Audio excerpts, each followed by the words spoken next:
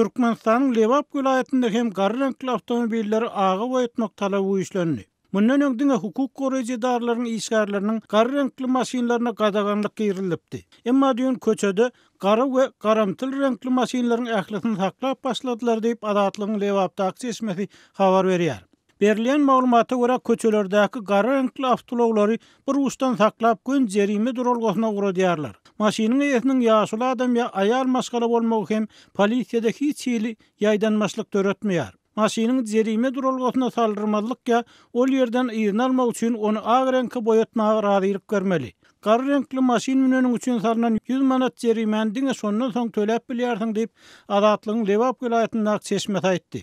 Türkmenistanyň paýtagtynda gara reňkli maşynlara girilen resmi däl gadaganlyk geçen ýylyň aýagyna başlandy. Bu ýagdaý ýanwaryň başyndan köçede saklanyp jerime durulgysyna iberilýän awtologlaryň sanynyň birden we ýygyderli köpelmegine alyp geldi. Şol wagtda häkimetler bu çäräni ilatyň özlegi hukmyna görkezmäge çalışýarlar we her bir sürüje meniň gara reňkli awtologymy ag reňke boýatmaga ruhsat beriň diýip günäni özlerinden aýyrýan arda ýazdyrýarlar. Ýöne bu hem mesel.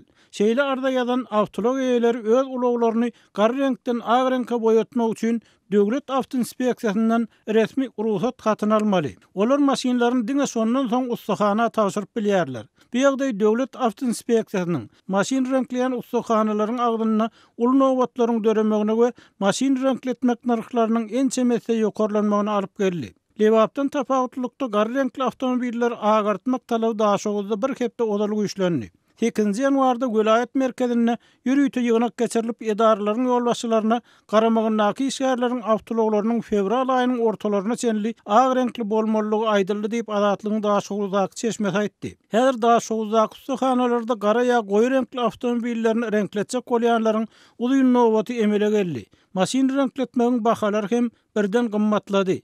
Bir maşyn reňkletmek üçin 8000 manatdan gowrak pul gerek diýip Azatlygyň daşogyzdaky beýleki çeşmeler hem habar berdi. Şu aralykda Aşgabatda gara we garamtyl reňkli awtomobilleriň eýeleriniň arasynda täze kinaýaly bir salamlaşyk medeniýet döredi. Maşyn eýeleri inni salam ýa ýagdaýlar nähillip soran tanyşlaryna başga hiç zat diýmän şäherim Aşgabat diýip jogap berýärler.